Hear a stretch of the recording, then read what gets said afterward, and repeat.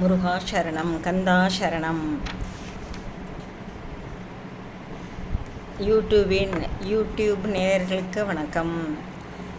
இறை உணர்வை உங்களுக்கும் எனக்கு ஏற்பட்ட இறை உணர்வுகளை உங்களுக்கும் சொல்கிறேன்.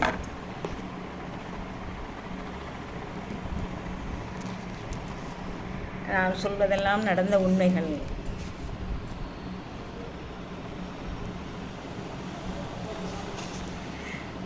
1998 வருஷம் இருக்கும். ஒரு நாள் மாலை நான் வாசல் கதவை திறந்து வைத்தேன்.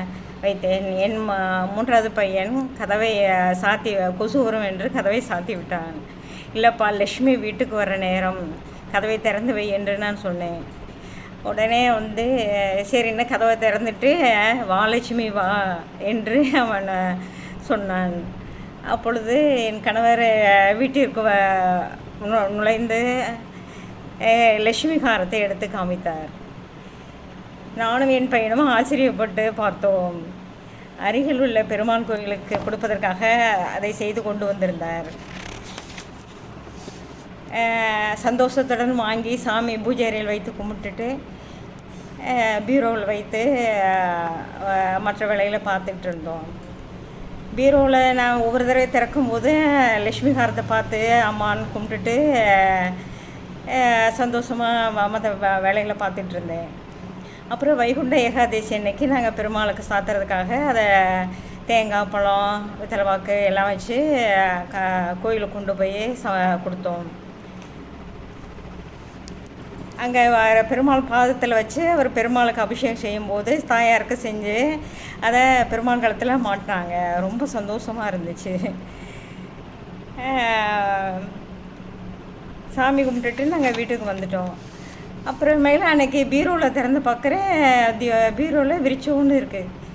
என்னடா அம்மா காணாமே அப்படின்னுட்டு, இன்னமும் மகளை கட்டி கொடுத்து வந்த மாதிரி இருக்கே பெருமாளுக்கு அப்படின்ன மாதிரி தோணுச்சு. என்னங்க எனக்கு இப்படி தோணுது, உள்ள பீரோவில் பார்த்து தயார் இல்லைங்கவும் எனக்கு அந்த மாதிரி தோணுதுன்னு அவர் கணவர்கிட்ட சொன்னேன். இப்போ பெருமாளுக்கு நம்ம கட்டி கொடுத்துட்டு வந்திருக்கோம் அப்படிங்கிற மாதிரி நினைக்க தோணுது அப்படின்ட்டு சந்தோஷப்பட்டேன். அடிக்கடி அப்புறமேல தாயார் பார்க்கணுன்னு கோயிலுக்கு போய் பார்த்துட்டு வந்தோம். பின் ஒரு நாள் பிள்ளைகளோட திருப்பதிக்கு போயிருந்தப்போ இவர் கணவர் சொல்கிறாரு, நம்ம இப்போ தாயாரை கட்டி கொடுத்துட்டு மாப்பிள்ளை வீட்டுக்கு வந்திருக்கோம் அப்படின்னு சொன்னார்.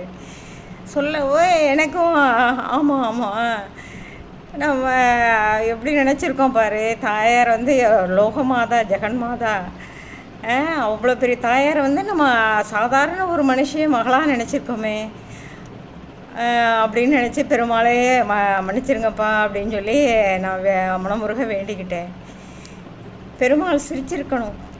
நம்ம நினைக்கிறதெல்லாம் அவர் தெரிஞ்சுக்கிறாரு.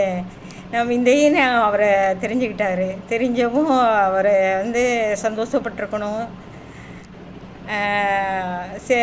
லேசாக சிரிச்சிருக்கணும். எனக்கு அப்படி தான் தோணுச்சு. பார்த்தா அவர் சன்னதிக்கு போய் திருப்பதி பெருமாளை பார்த்தோன்னே எனக்கு அழுகையாக வந்துருச்சு. ஓம் நமோ நாராயணா நாராயணா என்று சத்தமாக சொல்லிவிட்டு அப்படியே வெளியே வந்தோம். வெளியே சாமி கும்பிட்டுட்டு திருப்பதியில் அலமேலுமங்கை தாயாரையும் பார்க்க போனோம். அங்கே போய் தேங்காய் பழம் வாங்கி உடைச்சோம். தேங்காயில் பார்த்தா அழகான பூ. அப்போ தான் முத அந்த மாதிரி பூவெல்லாம் தேங்காய், இப்போ நிறைய தேங்காய் பூ நிறைய இருக்குதாங்க. அப்போ ஃபஸ்ட் டைமாக அவ்வளோலாம் இல்லை, எங்களுக்கு கிடச்சிதானே அது தேங்காயில் பூ. ரொம்ப ஆச்சரியப்பட்டு, சரி தாயாரும் சந்தோஷப்பட்டிருக்காங்க அப்படின்னு நினச்சி சந்தோஷமாக சாமி கும்பிட்டுட்டு ஊர் சேர்ந்தோம்.